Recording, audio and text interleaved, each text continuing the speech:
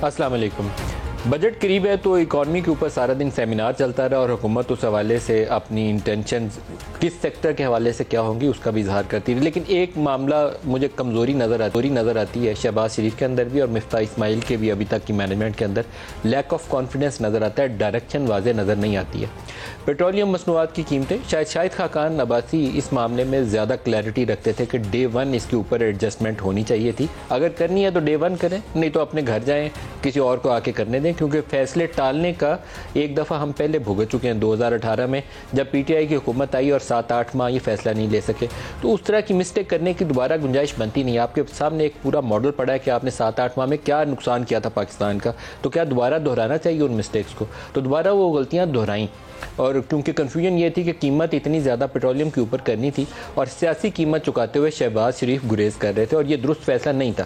Day one یہ adjustment ہونی چاہیے تھی, لیکن 2 دفعہ کی ایڈجسٹمنٹ کے بعد اب مزید اس کی گنجائش نہیں ہونی چاہیے. بڑی کلیئرٹی ہے, ایٹ لیسٹ 7-8 روپے کوئی اتنی بڑی قیمت نہیں ہے, اور وہ بھی اگر ان کا روپیہ جس تیزی سے گر رہا ہے اگر اس کو سنبھالنے کی کوشش کریں تو زیادہ بہتر ہوگا, کیونکہ جتنی ڈی ویلیوشن ہوگی اتنی روپوں میں آپ کو پیٹرولیم مصنوعات کی قیمت میں ایڈجسٹمنٹ زیادہ درکار ہوگی. لیکن اگر روپے کو آپ مضبوطی سے ایک جگہ پہ برقرار رکھیں تو اکانومی کی اسٹیبلٹی کے لیے بھی اچھا ہوگا اور پیٹرولیم مصنوعات کے لیے بھی آپ کو مزید قیمتوں میں روپوں میں اضافہ نہیں کرنا پڑے گا. تو یہ مجھے لگا ایک ایسا ایشو ہے جس کے اوپر حکومت ایک واضح پوزیشن اختیار کر رہی. روپیہ 202-203 پہ گھوم رہا ہے مارکیٹ کے اندر, کیوں گھوم رہا ہے جبکہ آپ کو نظر آ رہا ہے کہ روپے کی قیمت 180-82 سے اوپر نہیں جانی چاہیے, تو وہ 202 پہ کیا کر رہا ہے؟ ایک تو آپ کے پاس ڈالرز میں ریزروز اس وقت کم ہیں, وہ ایک پریشر ہے, دباؤ موجود ہے. تو آئی ایم ایف کو اولین ترجیح کے طور پر آپ کو مجبوری کے عالم میں ریسٹور کرنے کے لیے پروگرام آپ کو جانا پڑے گا. اس کے بعد لانگ ٹرم سولوشن کیا ہے؟ لانگ ٹرم کیا ہم بار بار 3 مہینے کے بعد آئی ایم ایف کے آگے کھڑے رہیں گے؟ یقیناً یہ پاکستان کی بقا کے لیے اور پاکستان کی اکنامک ریوائول کے لیے یہ ایک حل نہیں ہے. آئی ایم ایف مجبوری میں ہم اس لیے جائیں گے کہ اس وقت اس کے بغیر ہمیں کوئی بھی دنیا میں پیسے دینے پہ تیار نہیں ہے. آئی ایم ایف کا پروگرام لیں, دوست ممالک سے بھی پیسے لیں, اور اس کے بعد کوئی ایسا طریقہ کار اپنائیں کہ آئی ایم ایف کے بغیر ہم زندہ رہنے کی عادت ڈال سکیں. 20 پروگراموں سے پاکستان ترقی نہیں کر سکا تو 21ویں سے بھی ترقی نہیں کرے گا. اس کے بغیر ہم اپنی سروائیول کے لیے زیادہ بہتر طریقہ کار اپنا سکتے ہیں. اس وقت 13-14% پہ پاکستان پالیسی ریٹ لے گیا. جتنے بینکس ہیں ان کو کہیں پیسہ انویسٹ کرنے کی ضرورت نہیں ہے, وہ سارے ڈپازٹس اٹھائیں اور حکومت کے جو انویسٹمنٹ بانڈز ہیں یا ٹریجری بلز ہیں اس پہ 15% پہ وہ پیسہ ڈال دیتے ہیں. ان کی موج ہے, گھر بیٹھے گارنٹیڈ ریٹرن ان کو ملے گی اور کچھ کرنے کی ضرورت نہیں ہے. اور جتنا ٹیکسز ہم حکومت کو دیں گے اس کا آدھے سے زیادہ حصہ, کوئی 4,000 ارب کے قریب رقم ہوگی, صرف انٹرسٹ پیمنٹ میں سود کی ادائیگی میں نکل جائے گا. تو کیا اس میں ہم زندہ رہ سکتے؟ نہیں رہ سکتے. یہ 20-25 ہزار ارب جو 4 سالوں میں قرضہ چڑھا ہے, پی ٹی آئی کی نالائکی بھی ہوگی اور یہ اس پالیسیز کا دخل بھی ہے جو کنٹینیوسلی ہم فالو کر رہے ہیں, ہر حکومت فالو کر رہی ہے. کوئی 10-20 بہتر کر لیتا ہے, کوئی 10-20 نیچے چلا جاتا ہے, لیکن ٹریک اسی کے اوپر ہے. تو مفتاح کو کچھ آؤٹ آف دی باکس سوچنا پڑے گا, کچھ ایسا طریقہ سوچنا پڑے گا, یا اپنے سینئر کولیگ سے شاہد خاقان سے مشورہ کریں جو پہلے اسحاق ڈار رہے ہوئے ہیں, ان سے کنسلٹ کریں, کوئی طریقہ کار نکالنا پڑے گا. ادروائز یہ ان کے پاس حل کوئی نہیں ہے. 1100-1150 ارب روپے پہ سرکولر ڈیٹ یہ چھوڑ کے گئے تھے, اب 2500 ارب روپے پہ. گیس کا سرکولر ڈیٹ بھی موجود تھا 200-250 پہ, اب وہ 1100 یا 1200 ارب پہ چلا گیا. پنجاب میں چلے جائیں تو ویٹ پروکیورمنٹ کے اوپر بھی ایک سرکولر ڈیٹ موجود ہے اور اس میں بھی اضافہ ہو رہا ہے. کیسے پاکستان کو ہم ایسے چلائیں گے؟ نہیں چلا سکتے. آپ نے جو بنیادی ہماری اجناس تھیں اس میں آپ نے سرپلسز جنریٹ کیے, لیکن وہ ویٹ آپ کی سمگلنگ ہو گئی, وہ آپ کے ساتھ ہمسایہ ممالک میں پاکستان سے سمگل ہو کے جا رہی ہے. ہماری آبادی کی ضروریات کے حساب سے ویٹ پاکستان میں پروڈیوس ہو رہی تھی, لیکن کرائسس اس لیے آیا کہ سمگل ہو گئی. تو اس میں مینجمنٹ کے ایشوز تھے. شوگر آپ پروڈیوس کر رہے ہیں لیکن اب آپ سبسڈی مانگ رہے ہیں کہ باہر ایکسپورٹ کریں. آپ کے پاس کاٹن 15-16 ملین بیل سے 7-8 ملین بیل پہ آ گئی ہے. کاٹن بیلٹ کے اندر لوگ گنا اگانا شروع کر دیں تو میرے خیال میں حکومت کو اس کے اوپر تو باقاعدہ اکاؤنٹیبل ٹھہرانا چاہیے. بڑا سخت لفظ ہے لیکن جوتے مارنے چاہیے, کیونکہ ہماری مین سٹے ہے ٹیکسٹائل ایکسپورٹس, اور ٹیکسٹائل ایکسپورٹس آپ کی بنیاد ہو ایکسپورٹس کے اوپر. 30 ارب ڈالر میں سے آپ 18-19 ارب ڈالر کی برآمدہ صرف ٹیکسٹائل کما کے دے رہا ہو, اور آپ کے پاس کاٹن کی پالیسی نہ ہو. کاٹن کی دنیا میں قیمتیں اگر 9,000 میں, پاکستان میں 6,000 ہیں, تو ہم امپورٹ ہی کریں گے, پھر لوکل لوگ تو گرو نہیں کریں گے. یہ کچھ چیزیں ایسی ہیں جو بنیادی چیزیں ہیں بالکل, جو شہباز شریف کو بھی پتہ ہے, نواز شریف کو بھی پتہ ہوگا, مفتاح کو بھی پتہ ہے, تو پھر یہ کر کیوں نہیں رہے؟ یہاں مجھے لگتا ہے کہ یہ کمزوری دکھا رہے ہیں, بڑی کلیئر ڈائریکشن کے ساتھ آگے نہیں بڑھ رہے. ولنریبل سیگمنٹ سب سے زیادہ اس وقت آپ کا جو لوئر مڈل کلاس ہے اور اربن ایریاز میں سیلڈ کلاس ہے, وہ آپ کی بہت ولنریبل ہے, کیونکہ وہ اپنی آمدن میں اضافہ نہیں کر پا رہے اور ان کی جو لیونگ کاسٹ ہے وہ بڑھ گئی ہے. पेट्रोल डलवाने जाएगा तो उसकी कीमत बढ़ गई है, दाल सब्जी खरीदेगा उसकी कीमत बढ़ गई है, स्कूल की फ़ीस बढ़ गई है, ट्रांसपोर्टेशन कॉस्ट बढ़ गई है, तो उसको आपको बचाना है, आप उसके ऊपर मज़ीद बोझ नहीं डाल सकते। तो ये जो खबरें चल रही होती हैं कि IMF ने कहा है कि सैलरीड क्लास के ऊपर टैक्स स्लैब चेंज कर दें, बहुत इलॉजिकल किस्म की तजावीज़ हैं, ये इनको आपको नहीं डालना चाहिए। पाकिस्तान में पैसा कौन कमा रहा है? गाड़ियों के असेंबलर्स पैसा कमाते हैं पाकिस्तान में। वो गाड़ी आज लेते हैं आपसे 10-20 लाख रुपया, गाड़ी देते हैं 6 महीने बाद, उनको टैक्स करें, उनको गाड़ियों की बुकिंग से रोकें ताकि आपकी इंपोर्ट्स कम हो जाए, जब तक वो 15-20 दिन में गाड़ी डिलीवर नहीं करते। पैसा कौन कमाता है पाकिस्तान में? बैंक्स कमाते हैं पैसा, 100 अरब रुपये का मुनाफा कमा रहे हैं, इसलिए कि उन्हें गारंटीड रिटर्न दे रही है सरकार 15%, उनको टैक्स करें। तो आपको गरीब आदमी को जिंदा रखने के लिए, बचाने के लिए कुछ तो करना पड़ेगा। वो मक्खी पे मक्खी मारते जाएं कि ये 4000 अरब इधर से आएगा, 2 इधर चलेगा, बजट हमारा पूरा हो गया, IMF की कंडीशनैलिटीज़ पूरी हो गई हैं, फिर हम पाकिस्तान को आगे नहीं चला सकते। ये मैं लिख के देने को तैयार हूँ। अगर मिफ्ता ने इसी डगर को आगे लेकर चलना है ना, तो फिर हम पाकिस्तान को नहीं बचा सकते। पाकिस्तान को बचाने के लिए आपको लोकल रिक्वायरमेंट्स के मुताबिक, अपनी आबादी की ज़रूरियात के मुताबिक उसको सामने रखते हुए क्या चाहिए उसके ऊपर चलना पड़ेगा। स्टेट ओन्ड एंटरप्राइजेज जितने स्टील मिल्स है, क्यों हमने पाला हुआ है? सुप्रीम कोर्ट को वो एक फैसले की वजह से हमारे सर वो पड़ा हुआ है, 400-500 रुपया हम और फकी खा चुके हैं, उसको उतार फेंकें। गरीब आदमी को कैश पोर्ट वाला बहुत अच्छा मॉडल है, उसको आगे बढ़ाना चाहिए। लेकिन और ये जो दाएं बाएं से तरीके हम निकालते हैं कि यूटिलिटी स्टोर से ये करेंगे, वो चोरी हो रही होती है, चीनी की बोरियां पीछे से निकल के चोरी हो रही होती हैं। एफिशिएंट मॉडल्स को अपनाना पड़ेगा, लॉस मेकिंग से जान छुड़वानी पड़ेगी। एडिबल ऑयल्स हम सारे बाहर से मंगवाते हैं, हम क्यों नहीं लोकल प्रोड्यूस कर सकते? कोई पॉलिसी सरकार इसके ऊपर सोच विचार है नहीं है, ना कॉटन पे है, ना एडिबल ऑयल्स के ऊपर है, ना पल्सेस के ऊपर है। दालें हम बाहर से मंगवाते हैं, कुछ नहीं किया हमने पाकिस्तान में अंदर कुछ पैदा करने के लिए। तो ये बुनियाद है। अगर बजट के अंदर मिफ्ता ने इसके ऊपर कुछ काम किया तो फिर तो काम आगे चलेगा।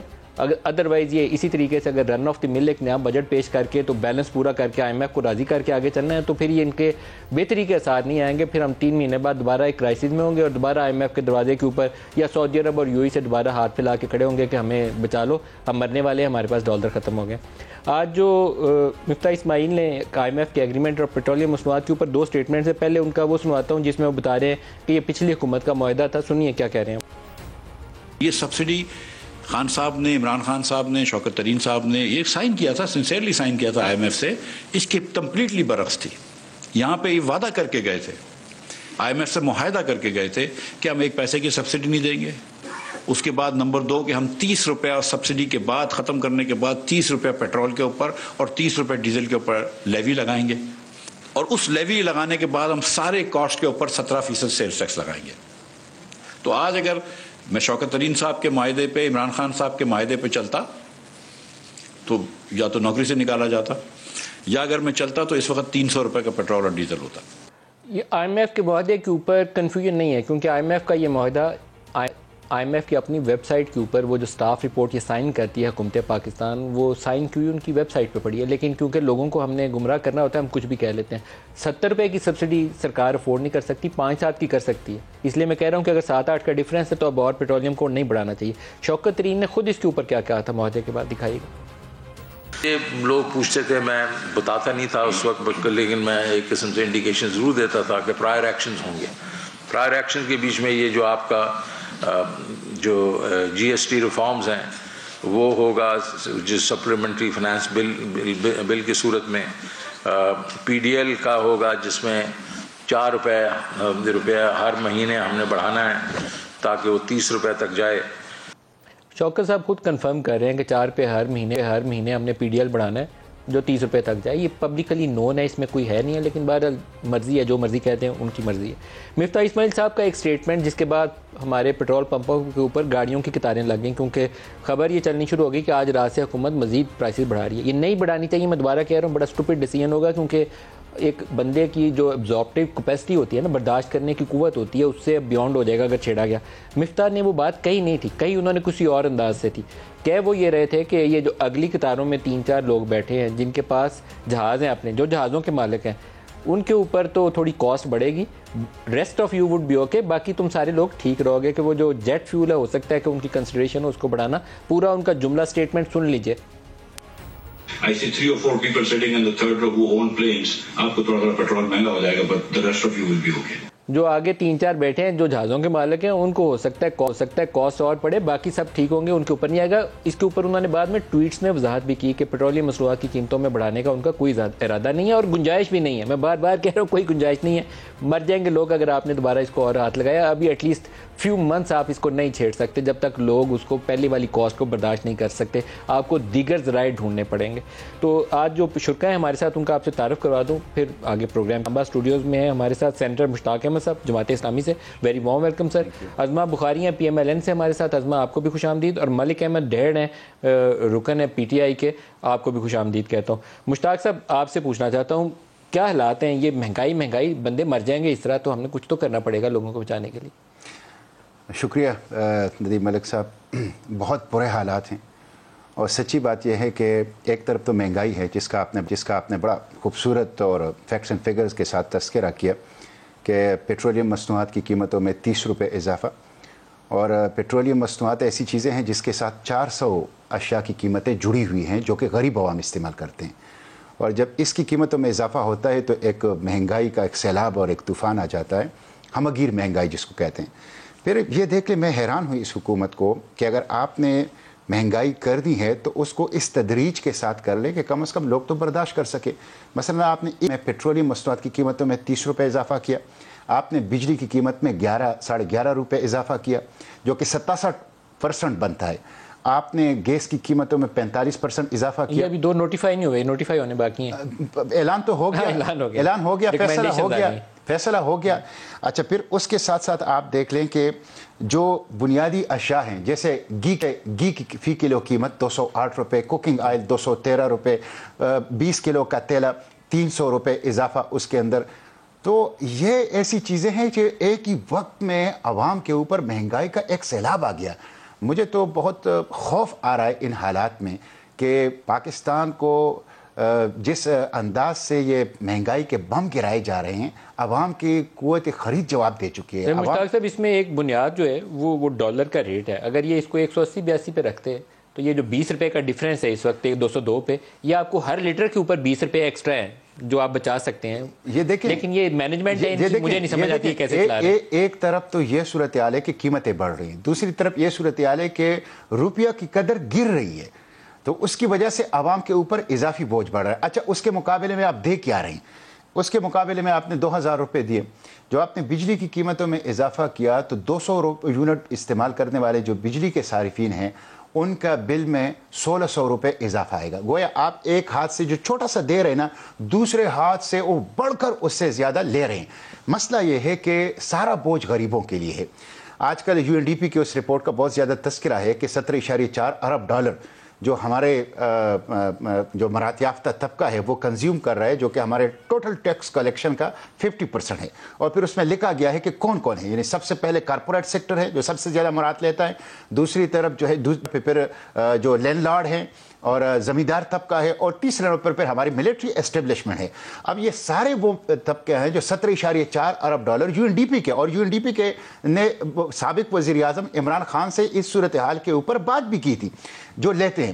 اچھا، تو ان کے اوپر کوئی آپ ان کے مراد کے اوپر آپ کٹ نہیں لگا رہے ہیں اور سارا کا سارا بوجھ آپ غریب عوام کے اوپر منتقل ہیں۔ پھر دوسری طرف صورتحال یہ ہے کہ بجلی نہیں ہے، یعنی 12 گھنٹے کی لوڈ شیڈنگ، 15 گھنٹے کی لوڈ شیڈنگ۔ کراچی جیسی آپ کا معاشی شہرگ، وہاں پہ لوگ تنگ ہیں، دن کو بجلی نہیں ہے، رات کو بجلی نہیں ہے، مور دین 60% ریونیو آپ کو دے رہا ہے۔ جہاں جس شہر کا یہ حال ہے، دیہاتوں کا کیا حال ہوگا؟ تو ایک طرف بجلی نہیں ہے، بنیادی ضروریاتی زندگی نہیں ہے، علاج نہیں ہے، اور دوسری طرف آپ مہنگائی کے بم گرا رہے ہیں، تو بہت خراب صورتحال ہے، خوفناک صورتحال ہے، جس کا کم از کم حکمرانوں کا احساس نہیں ہے۔ ازما آپ بتائیے، یہ اس معاملے میں تو آپ لوگوں کو بڑا ڈیسائسو ہونا چاہیے تھا۔ 2-3 دفعہ حکومت میں رہنے کے بعد آپ کو بیسکس پتہ تھیں، ایشوز کیا تھے یہ بھی پتہ تھے، اسی لیے آپ کہتے تھے PTI کو نکالنا چاہتے ہیں کہ ان سے مہنگائی قابو نہیں آ رہی۔ تو آپ نے تو آ کے مجھے لگتا ہے کہ بہت ہی پھوڑ پان ایک لفظ ہوتا ہے اس کا مظاہرہ کیا ہے، بڑا اسٹرانگ ڈیسائسو ہونا چاہیے تھا، وہ نہیں دکھایا آپ نے۔ اوکے، شکریہ ملک صاحب، جو کچھ آپ نے کہا اور جو سینیٹر صاحب نے ابھی گفتگو کی، اس تمام سے اتفاق کرتے ہوئے صرف یہ بات ذہن میں رکھیے کہ ہم بھی سیاسی لوگ ہیں اور ہمیں بھی عوام کی اتنی ہی تکلیف ہوتی ہے جتنی سینیٹر مشتاق صاحب کو ہو رہی ہے، جس تکلیف کا اظہار آپ کر رہے ہیں. اور ہمارے لیے جو آپ کہہ رہے ہیں کہ ہم ڈیسائسو نہیں تھے، یہی ایک تکلیف اور اس کا وہ تھا کہ ہم عام آدمی کے اوپر بوجھ نہیں ڈالنا چاہتے تھے. جتنا ہو سکتا تھا ہم نے اس کو بات چیت کے ذریعے آئی ایم ایف کے ساتھ، اس آئی ایم ایف کے پروگرام میں ہم تو نہیں گئے تھے، یہ آئی ایم ایف کا پروگرام پچھلی حکومت سائن کر کے گئی ہے اور وہ اپنے ساؤنڈ بائٹس بھی دکھایا. میں ریپیٹیشن نہیں چاہتی کسی چیز کی، لیکن یہ بات تو اپنی جگہ پر طے ہے. اب جو لوڈ شیڈنگ کی بات ہے، اب لوڈ شیڈنگ کے اوپر اگر آپ 24 سے زیادہ پاور پلانٹس بند کر کے بیٹھے ہوں، آپ نے ٹائم پہ آئل نہیں منگایا، آپ نے ٹائم پہ LNG نہیں منگائی، آپ نے مینٹیننس نہیں کی پاور پلانٹس کی، وہ پاور پلانٹس بند رہے، تو اس پہ آپ مجھے مورد الزام نہیں ٹھہرا سکتے. اور یہ کہنا کہ حکمرانوں کو خیال نہیں ہے، یہ تھوڑا سا نامناسب ہے.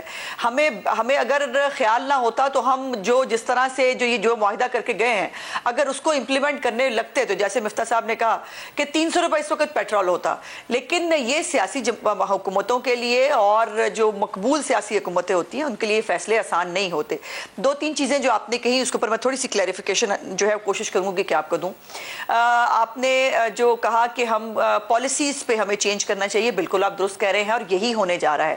اگر مفتاح صاحب کی آپ نے آج تقریر سنی ہو تو اس میں انہوں نے ایکسپورٹس کے اوپر توجہ دینے کے لیے کہا. انہوں نے کہا کہ میں نے مختلف موٹر انڈسٹری کے لوگوں کو سے بات کی ہے، انہوں نے کہا ہے کہ میں آپ کو بالکل لیوریج دوں گا اگر آپ مجھے ایکسپورٹس میں اضافہ کر کے دیں گے. اس کے بعد انہوں نے یہ بھی کہا کہ ہمیں جو ٹوبیکو جس کے اوپر آپ نے بہت پروگرام کیے ہیں اور آپ کو معلوم ہے کہ ٹوبیکو کے حوالے سے ایک پورا ریکٹ تھا جو PTI کے اندر موجود تھا، جس نے اس انڈسٹری کو جس کے اوپر بہت سارا ٹیکس لگایا جا سکتا ہے نہیں لگا، اس کے اوپر پالیسی سٹیٹمنٹ آ چکا ہے مفتاح صاحب کا کہ اس کو ہم ٹیکس کرنے جا رہے ہیں. اور آج انہوں نے بڑا بملہ کہا کہ ہم ٹیکس لگائیں گے ان لوگوں کے اوپر، ان امارات یافتہ طبقے کے اوپر جس کو ٹیکس دینا چاہیے، اور اسی ٹیکس کے ذریعے ہم کوشش کریں گے کہ عام آدمی کی زندگی بہتر کی جائے.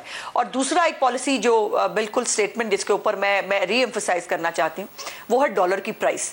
اور ہمیں بالکل اندازہ ہے کہ، اور آپ کو یاد ہے کہ ہم پہ تو الزام ہی یہ لگا کرتا تھا، خاص طور پر ڈار صاحب کے اوپر الزام یہ لگا کرتا تھا کہ جنہوں نے بڑا مصنوعی طور پر ڈالر کو جو ہے وہ رکھا ہوا تھا، لیکن وہ آج ثابت ہوا ان کے 4 سال ختم ہونے کے بعد بھی کہ ان کی پالیسی بالکل درست تھی. اور ہمارا پورا فوکس اس وقت، شہباز شریف صاحب کی پوری حکومت کا فوکس اس بات کے اوپر ہے کہ ہمیں اس کو ڈالر کو سٹیبلائز کرنا ہے تاکہ جو یہ بوجھ ہے یہ کم ہو سکے. اور یہ بہت جلد انشاءاللہ جیسے ہی IMF کے ساتھ، آپ بہتر سمجھتے ہیں، جیسے ہی IMF کے ساتھ معاہدہ سائن ہو جائے گا، یہ جو فلکچویشن آ رہی ہے خاص طور پر ڈالر کی قیمت کے حوالے سے، اس میں بہتری آئے گی. اور ڈالر کو کنٹرول کرنا بالکل پہلی پرائورٹی ہے اور پورا فوکس ہے اس کے اوپر.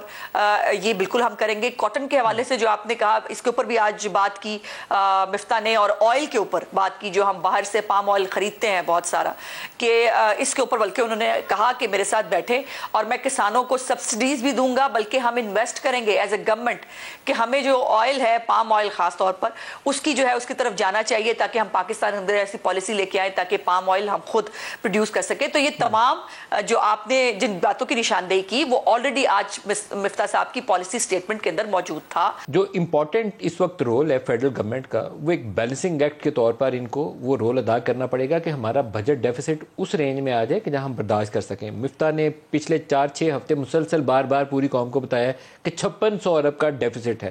یہ پچھلے کئی سالوں سے، ہم 4 سال سے پچھلے سے کم از کم 73 کے ساتھ 4000 ارب کے قریب سالانہ بجٹ ڈیفیسٹ کر رہے ہیں. اسی کا نتیجہ ہے کہ 20000 ارب تو ہم نے صرف ڈیفیسٹ فائنینسنگ کی مد میں بھر دی ہیں، باقی ڈیویلیوشن کی وجہ سے قرضے جو 30000 ارب تھے مجموعی ڈیٹ اینڈ لائبلٹیز، وہ 57-58 یہ 30 جون کو جا کے نمبر فائنل ہوگا، ڈبل کے قریب ہو جائیں گے. یہ پاکستان نہیں برداشت کر سکتا. آپ کیسے سروس کریں گے ان ڈیٹس کو جو آپ چڑھائے جا رہے ہیں لیکن آپ کو دینے کے لیے وسائل نہیں. قرضہ آپ تب لے سکتے ہیں کہ آپ کے پاس پیئنگ کیپیسٹی ہو. اسی وجہ سے ہم دوست ممالک کے آگے ہاتھ پھیلا کے کھڑے ہیں. مشتاق صاحب، یہ IMF کا جو ماڈل ہے مجبوری کے عالم میں تو ٹھیک ہے، لیکن ہر دوسرے سال مجبوری نہیں ہو سکتی، پھر نالائکی ہوتی ہے آپ کی. ہم نالائکی کی وجہ سے ہر دوسرے سال ان کے دروازے پہ کھڑے ہوتے ہیں. دیکھیں، میں تو اس کو نالائکی بھی اب نہیں کہتا. یہ تو 20 پروگرام ہو گئے، یہ اب مرض ہو گیا ہے. مرض ہو گیا. یعنی مجبوری ایک دفعہ ہوتی ہے، چلو نالائکی 2 دفعہ اور 3 دفعہ ہو گئی. جب آپ 20 دفعہ یہ لیتے ہیں اس کا مطلب ہے یہ مرض ہے. آپ کو یہ مرض لاحق ہو گیا ہے. اور یہ مرض جو ہیں یہ اب سٹیٹس کو اقدامات سے، ہوموپیتھک اقدامات سے نہیں ہوگا. جس طرح آپ نے بات کی out of box thinking, surgical جو آپ ڈراسٹنگ چینجز، اس کے ذریعے سے ہمیں. اور میں آپ کو ایک بات بتاؤں ندیم ملک صاحب، ان کو احساس نہیں ہے کہ عوام کے اندر کتنا غم و غصہ ہے. عوام اب یہ نہیں چاہتے کہ ہمیں چیزیں سستی کر لو. عوام یہ نہیں چاہتے کہ ہمیں مہنگائی سے نجات دو. عوام اب یہ چاہتے ہیں کہ اشرافیہ کے اوپر کٹ لگاؤ, اشرافیہ کے اوپر کٹ لگاؤ. آپ اندازہ کر لینا یہ سارے اقدامات جو حکومت نے کیے ہیں. یعنی ایک تو میں مسلم لیگ سے یہ پوچھنا چاہتا ہوں کہ آپ کو یہ سب کچھ علم تھا جس کی آپ ابھی تفصیل بتا رہے ہیں, تو آپ نے حکومت کیوں لی؟ اور اگر آپ حکومت لے رہے تھے تو پھر آپ کے پاس ایک پلان ہونا چاہیے کہ یہ صورتحال ہوگی, یہ ایک بہت مشکل صورتحال ہوگی. اس مشکل صورتحال سے قوم کو ریلیف دیتے ہوئے نکلنے کا ہمارے پاس پلان کیا تھا؟ لگتا تو یہ ہے کہ آپ نے حکومت لے لی مزے میں آ کے, لیکن اس کے بعد آپ کے پاس کوئی پلان نہیں تھا.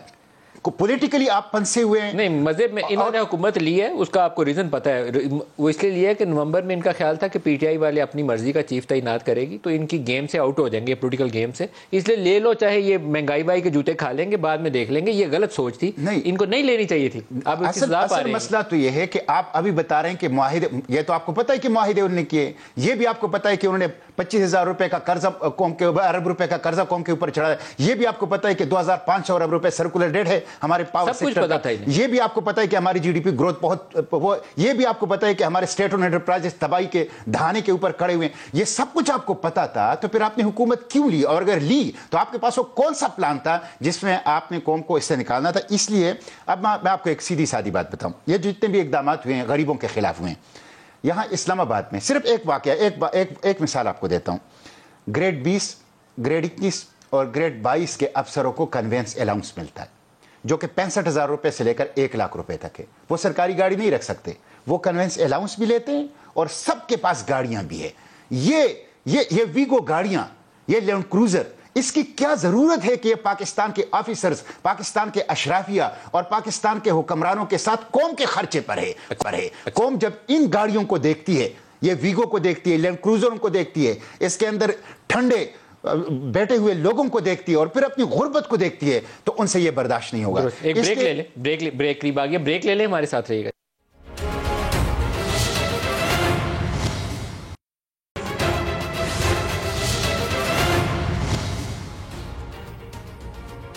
پروگرام میں دوبارہ خوش آمدید کہتے ہیں. ڈیڈ صاحب کے پاس چلتے ہیں. ڈیڈ صاحب آپ فرمائیے گا کہ مہنگائی کو سامنے رکھتے ہوئے اگر کچھ 6 ماہ 4 ماہ بعد الیکشنز آ جائیں گے تو کوئی لوگوں کا سامنا کرنے کی پوزیشن میں کوئی پارٹی ہوگی اس وقت؟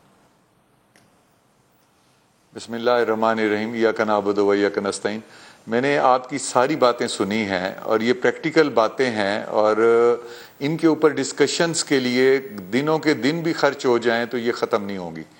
میں ایک اہم موضوع کی طرف اس بات کو موڑنا چاہ رہا تھا کہ پرابلمز تو اپنی جگہ ہیں. Why we are not talking about the solutions, کہ ہمیں اب سولوشنز کیا دینی ہے. جس طرح اب آپ نے کہا ہے کہ مہنگائی کے بعد اب کیا ہوگا, تو we are talking for the future. اب دیکھیں, فیوچر پہ جانے کے لیے سب سے پہلے جو میں نے سوچا ہے, being the M N A and a politician, سب سے پہلے میں یہ اعلان کر رہا ہوں کہ میں آج سے لے کر جب تک یہ گورنمنٹ موجود ہے, میں اپنی پوری تنخواہ جو ہے وہ گورنمنٹ کو دیتا ہوں کہ اس غریب کو جو مسئلے ہو رہے ہیں اس کے اوپر اس کو لگائیں. پہلا تو میرا یہ اعلان ہے. بہت اچھا. دوسری بات یہ ہے کہ ان مسائل کو حل کرنے کے لیے اب ہمیں تجاویز دینی چاہیے گورنمنٹ کو کہ یہ آپ ان چیزوں پہ عمل کریں اور ان مسائل کو حل کرائیں, کیونکہ اس وقت غریب جو ہے وہ اتنی بری حالت میں پہنچ چکا ہے اور آگے جانے والا ہے. اب ہم اس بحث میں نہیں جاتے کہ اس کا قصوروار کون ہے. قصوروار جو بھی ہے, چاہے وہ 4 سال کی حکومت ہے یا 2 مہینے کی حکومت ہے, اس میں ہم نہیں جاتے. مسئلہ یہ ہے کہ اب حل کیا ہے. حل یہ ہے, سب سے پہلے جو ہم سبسڈی دیتے ہیں نیچے, وہ سبسڈی کبھی غریب عوام تک نہیں پہنچتی. انہوں نے احساس پروگرام سے جتنے پیسے دیے ہیں, جو سروے کرنے والے جاتے تھے ان کو تنخواہیں نہیں جیت دی جاتی تھیں اور لوگوں سے پیسے لے کے وہ نام لکھتے تھے, اور جس کی وجہ سے جو لسٹیں بنی ہیں ان لوگوں کی بنی ہیں جو خود غریب ہیں ہی نہیں. لہٰذا سبسڈی غریب عوام تک نہ پہنچ سکی, جس کی وجہ سے ابھی تک غریب عوام مشکل میں ہے. میں تجویز دینا چاہتا ہوں کہ یہ گورنمنٹ جو سبسڈی دے رہی ہے اس کا سب سے ایک آسان اور ڈائریکٹ غریب کو سبسڈی دینے کا طریقہ یہ ہے کہ یہ 200 یونٹ یا 300 یونٹ تک غریب کا بل معاف کر دیں. اس طرح جو 10,000 یا 15,000 وہ غریب یا 8,000 یا 6,000 بھرتے ہیں, وہ ڈائریکٹ ہر مہینے ان کو ان کی جیب میں بچ جائے گا, اور اس طرح غریب کو سبسڈی ان کے گھر میں بیٹھے ہی مل جائے گی.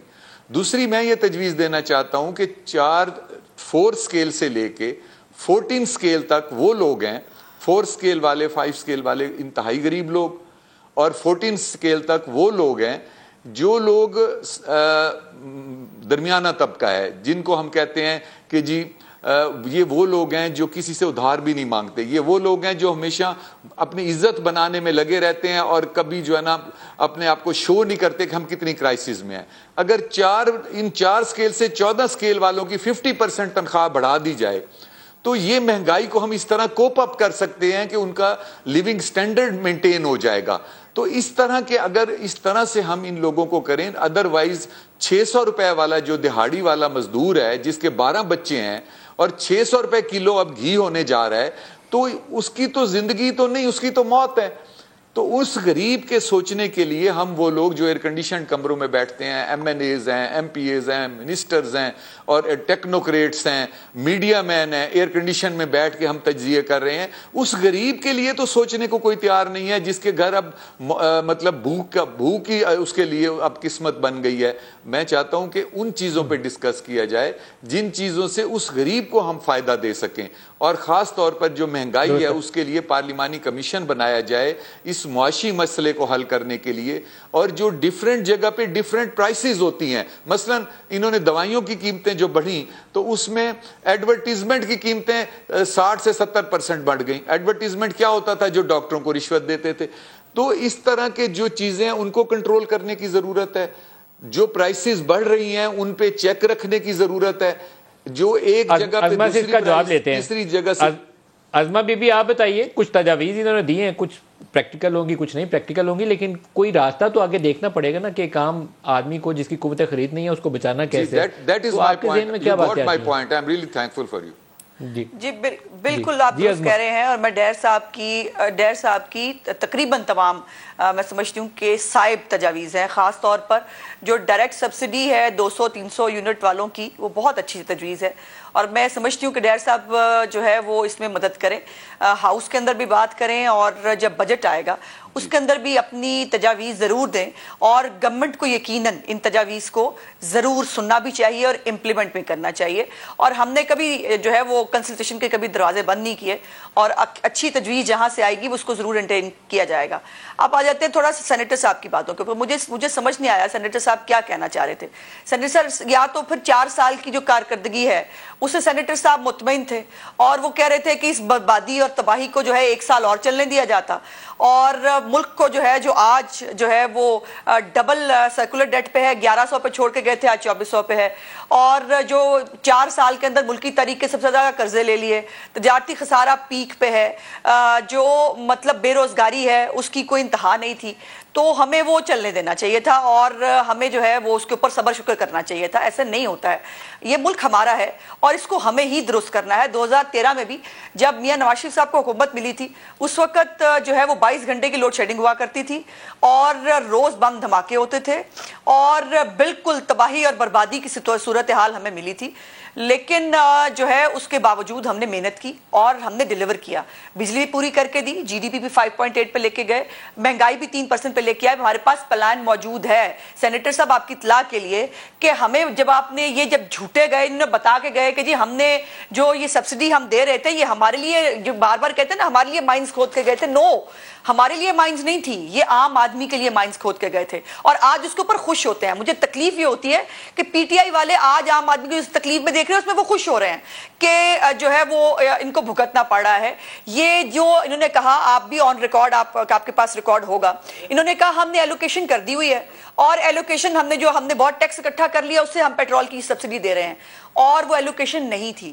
15 اپریل تک کی سمریاں بھی شہباز شریف صاحب کی کیبنٹ نے آ کے کی ہے، جو یہ 10-10 روپے کی جو سبسڈی تھی نا وہ آج 100 روپے پاکستانی قوم کو بھگتنی پڑ رہی ہے۔ اس کے باوجود میں جواب دینے کے لیے تیار ہوں، اس کے باوجود آپ کو کیا لگ رہا ہے کہ اس تکلیف کا احساس ہمیں نہیں ہو رہا ہے، یا ہم بالکل مطلب کوئی آسمان سے اتری بھی مخلوق ہے، خلائی مخلوق ہے، ہمیں جو ہے وہ عام آدمی میں نہیں رہتے، یا ہمیں آدمی میں تکلیف کا احساس نہیں ہے؟ بالکل ہے، لیکن پرابلم یہ ہے کہ 2 چیزیں تھیں، یا ملک کو ڈیفالٹ ہونے دیتے اور تماشا دیکھتے، یا پھر یہ تھا کہ خود آگے بڑھتے اور اپنے ملک کو خود ٹھیک کرنے کی کوشش کرتے۔ پہلے بھی کیا تھا، اب بھی کریں گے، ہمارے اندر جذبہ بھی ہے، ہمارے پاس پلان بھی ہے، اور ہمارے پاس ہمت بھی ہے، صرف اللہ تعالیٰ کی مدد کے ساتھ شامل ہو جائے تو آپ آنے والے دنوں میں بہت خوشخبریاں سنیں گے انشاءاللہ۔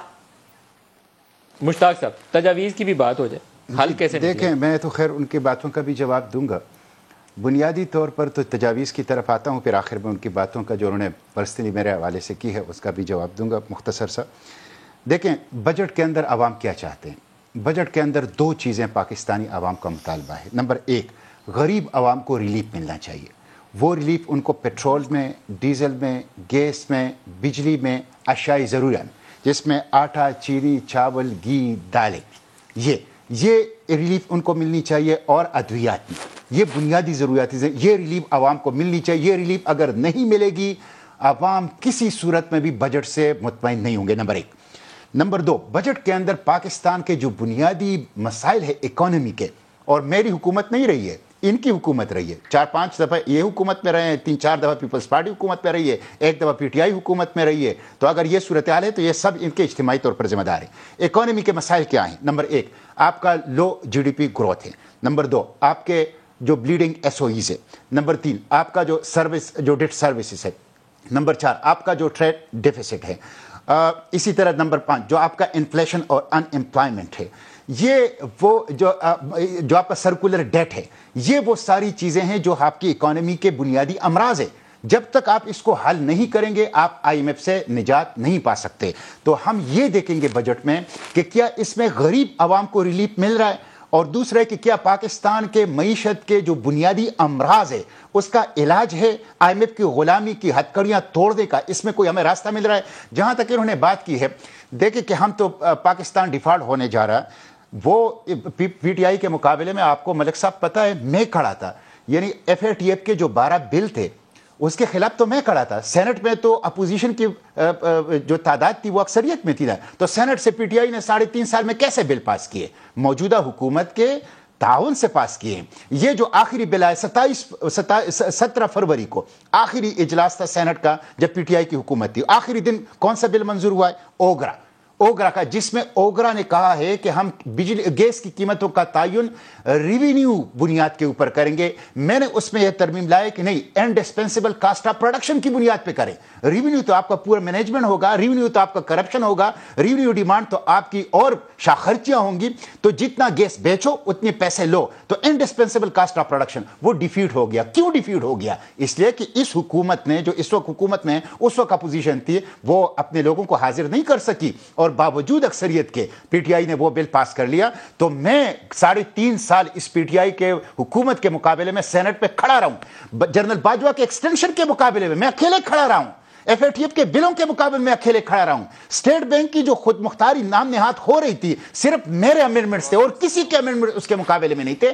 تو یہ تانا آپ مجھے نہ دیں. میں ہمیشہ عوام کا مقدمہ لڑائے, اور میں نے پی ٹی آئی کے جو عوام دشمن چہرہ ہے اس کو بے نقاب کرنے کی کوشش کی ہے, اور میں آپ کے ساتھ بھی جو اختلاف کرتا ہوں اصول کی بنیاد پر عوام کے لیے. ڈیڑھ صاحب پہلے جواب دیں گے. جی ڈیڑھ صاحب. جی سر, سب سے پہلی بات یہ ہے کہ میں ان سے سینیٹر صاحب سے ہاتھ جوڑ کے یہ معذرت کے ساتھ کہتا ہوں, خدا کے لیے پوائنٹ سکورنگ چھوڑ دیں. میں پارلیمانی پارٹی کا, اپوزیشن کا پارلیمانی پارٹی کا لیڈر ہوں. میں نے کوئی ایسی بات نہیں کی کہ میں نے گورنمنٹ کو اس طرح طنز کیا ہو کہ گورنمنٹ مجھ سے لڑنے لگ جائے. میں نے وہ تجویزیں دی ہیں جس سے ہم غریب کو ریلیف دے سکتے ہیں. میری تجاویز پہ گورنمنٹ نے بیٹھ کے اتفاق کیا ہے اور انہوں نے اپریشیٹ کیا ہے, اور ہمارے اس جوائنٹ وینچر سے فائدہ کس کو ہوگا؟ غریب کو ہوگا. 1.5 گھنٹے کی تقریر میں آپ نے صرف طنز کے علاوہ کوئی بات نہیں کیا. خدا کے لیے میرا اپنا لیڈر تھا عمران خان, یا ہے, تو میں اب یہ اس کی باتیں یہ چھوڑ دیں. اب یہ غریب کی طرف سوچ لیں اور اس کی طرف کوئی کام کر لیں اور اس کی طرف کچھ مسائل حل کر لیں. اور ابھی جو میری باتوں پہ اتفاق کیا ہے میڈم نے, میں ان کا شکریہ ادا کرتا ہوں. اور میں ابھی اسپیچ جو نیکسٹ 2 دن میں ہمارے اجلاس جاری ہے اس میں یہ اسپیچ کروں گا, اور میں اسپیچ میں یہی تجاویز دوں گا, اور میں یہ انشور کروں گا, اس بات پہ زور دوں گا کہ سبسڈی ایسے طریقے سے دی جائے جو غریب تک پہنچ جائے. اور غریب کو اس میں آپ ریلیف نہیں دیں گے تو اس کے مجرم ہم سب ہوں گے. اور جو اس وقت میرا سوال ایک یہ ہے کہ جب ایک بندہ معاہدہ کر کے آتا ہے, اور آئی ایم ایف کے ساتھ 25 تاریخ کو, میری آخری بات سن لیں, آئی ایم ایف کو 25 تاریخ کو آئی ایم ایف کی میٹنگ ہو رہی ہے, اور اس میٹنگ میں اسلام آباد پر حملہ کیا جاتا ہے, اور کہا جاتا ہے کہ ڈی چوک پہنچیں, ملک میں انسٹیبلٹی آپ نے شروع کر دی, تو کیا آئی ایم ایف ہمیں کوئی رعایت دے گی؟ کیا آئی ایم ایف ہمیں, شاید یہ ایک دن کا جو دھرنا تھا اسی لیے دیا گیا ہے کہ یہ چاہتے تھے کہ اس ملک کو اس گڑھے میں دھکیل دیں کہ یہ اپنے آپ کو سنبھالتے سنبھالتے کہاں سے کہاں پہنچ جائیں. افسوس یہ ہے کہ اپنے اقتدار کے لیے اگر آپ کبھی بھی اس ملک سے دشمنی کریں گے, اللہ تو بیٹھا ہے, وہ دیکھ رہا ہے کہ کون اس ملک سے دشمنی کر رہا ہے. تو میں اب یہ کہوں گا کہ میڈیا میں جتنی بھی باتیں ہو رہی ہیں, جتنی بھی ڈسکشنز ہو رہی ہیں, ایک دوسرے پہ کیچڑ اچھالنے کی بجائے اس وقت ہم جس دوراہے پہ کھڑے ہیں ہمیں سولوشنز کی طرف جانا چاہیے. میں میڈیا سے ریکویسٹ کروں گا کہ آپ کے اندر بہت قابل تجزیہ نگار ہیں میڈیا میں, جو بیٹھے ہوتے ہیں, ان کی باتیں سن کے ہم انہیں عزت سے ہمارے سر بلند ہو جاتے ہیں. ندیم ملک صاحب, میں آپ کو ان میں گردانتا ہوں. آپ لوگ اپنے طور پہ تجاویز دیں مسائل کے حل کرنے کے لیے. ہم وہ چیزیں سنیں گے, کچھ ہم خود سوچ رہے ہیں, کچھ آپ سے تجاویز ملیں گی, ہم اسمبلی میں ان پوائنٹس کو اٹھائیں گے, ہم اس سے غریب کو مسائل کا حل دیں گے. اس وقت صرف اور صرف ٹاپک اس غریب کا ہونا چاہیے جس کا میں نے کہا ہے 600 روپے دہاڑی یا 12 بچے نہیں ہے. عظمت, آپ کی طرف دوبارہ آ رہا ہوں. جو ہمارے بڑے شہروں کے اندر جو آبادی ہے, جس میں لوئر مڈل کلاس جو شہروں میں بستی ہے, اس کی زندگی مجھے لگتا ہے کہ اس وقت سب سے زیادہ ولنریبل ہے, کہ اس کے پاس ذرائع آمدن اضافہ کرنے کے لیے کوئی طریقہ کار نہیں, فکسڈ انکم کے اوپر ہے یا سیلریز کے اوپر وہ ان کا گزر بسر ہے. ان کو آپ کس طریقے سے سپورٹ کر سکتے ہیں بجٹ کے اندر؟ آپ کے ذہن میں کچھ ایسی باتیں ہیں, تجاویز ہیں؟ جی بالکل. دیکھیے, ایک تو یہ ہے کہ جب ملک اپنے گھر میں آگ لگی ہوئی ہو تو پھر اس پر خود پانی ڈالتے ہیں, اس کا کھڑے ہو کے تماشا نہیں دیکھتے, اس لیے ہم نے یہ حکومت لی. اور یہ جو آپ جو خاص طور پر آپ درست کہہ رہے ہیں, ولنریبل اس وقت لو مڈل کلاس جو اب بالکل شاید پاورٹی لائن کے قریب پہنچ گئی ہے, اس کے لیے مسائل ہیں. ان کے لیے جاب کریشن, ہر ایک کو فروٹفل جو انڈکشن ہے پاکستان کی معیشت کے اندر وہ کرنی پڑے گی, اور ہمیں انکریج کرنا ہوگا جو ہے وہ ہر بندہ کنٹریبیوٹ کرے اپنی معاشی ترقی کے اندر جو پاکستان کے اندر ہے. میں صرف اتنی گزارش کرنا چاہتی ہوں کہ یہ جو ہم سے بالکل سوال پوچھے جائیں, ہم بالکل اپنے سوالوں کے جواب دیں گے, لیکن اس وقت جو ہو رہا ہے وہ ہماری مرضی سے نہیں ہو رہا. یہ بری باتیں تو ہم نے ساری کر لی, 2-3 اچھی باتیں ہیں کہ آنے والے دنوں میں انشاءاللہ تعالیٰ آپ کو کچھ بہت اچھی چیزیں پائپ لائن کے اندر موجود ہیں, وہ سننے کے لیے ملیں گی, جس سے پاکستان کی معیشت کو جو ہے وہ سپورٹ بھی ملے گی, پاکستان کی عام آدمی کے لیے جاب کریشن جو ہم کرنا چاہتے ہیں اس میں بہتری آئے گی. اور جو پرائیویٹائزیشن, پچھلی دفعہ میرا پوائنٹ رہ گیا تھا, بالکل پرائیویٹائزیشن کی آج بھی بات کی ہے مفتاح صاحب نے کہ ہمیں 3 مہینے کے اندر پرائیویٹائزیشن کر کے وہ جو ایک ہمارے لیے ایک عذاب بنے ہوئے ہیں مختلف ادارے جن کو پرائیویٹائز بہت پہلے ہو جانا چاہیے تھا. جب ہم نے کرنے نکلے تھے تب جلوس نکالا کرتے تھے, اپنے دور میں بھی بات کی, نہیں کر سکے. لیکن یہ ہمارا ملک ہے, اس کو ہمیں ہی سنوارنا ہے, اس کو ہم ہی آگے لے کے چلیں گے, اور جہاں سے بھی اچھی تجویز آئے, جہاں سے بھی یہ ملک ہمارا ہے, ہم سب کو اس کے لیے کنٹریبیوٹ کرنا ہے. اس کو بالکل دیکھا بھی جانا چاہیے, اور اس کو حکومت پاکستان, حکومت پنجاب بالکل دیکھے کہ کینسر کی دوائی ادویات اور تمام ادویات جو ختم کر دی گئی تھی وہ ہم نے شروع کر دی ہیں پنجاب میں.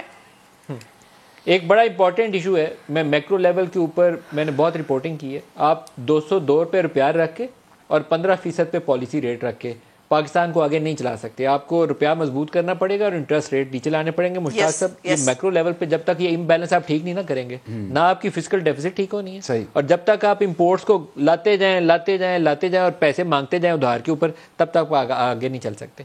راستہ نکالنا پڑے گا. بالکل, مجھے اس سے اتفاق ہے, اور میں یہ سمجھتا ہوں کہ دیکھیں اب اکانومی اس فیز کے اندر داخل ہو گئی ہے, اس کی خرابی, کہ اب یہ جو وزیر اعظم نے کہا ہے کہ چارٹر آف اکانومی, اور اس کے لیے انہوں نے آج اخبارات میں آیا ہے کہ ایک ڈائلاگ شروع کریں. بہت اچھی بات ہے. یہ ڈائلاگ تمام سٹیک ہولڈرز کے ساتھ ہونی چاہیے, اور بالخصوص جو پولیٹیکل پارٹیز ہے اور پارلیمنٹ کے اندر جو پولیٹیکل پارٹیز ہیں ان کے ساتھ ہونی چاہیے, ماہرین معیشت کے ساتھ ہونی چاہیے, جو آپ کے انڈسٹریلسٹ ہیں ان کے ساتھ ہونی چاہیے, جو آپ کا بزنس مین طبقہ ہے ان کے ساتھ ہونے چاہیے, جو آپ کے فارمرز ہیں ان کے ساتھ ہونی چاہیے. اور ہمیں ایک چارٹر آف اکانومی کی طرف جانا ہوگا, ایک ایسے چارٹر آف اکانومی کی طرف جو ہمیں قرضوں سے نجات دلا دے. بنگلہ دیش کا میرے خیال میں 91 روپے ٹکا, ان کا 91.56 ٹو $1 آج ان کا ایکسچینج ریٹ ہوا ہے ڈیویلیو ہونے کے بعد, اور ہم ہیں آج 202 پہ.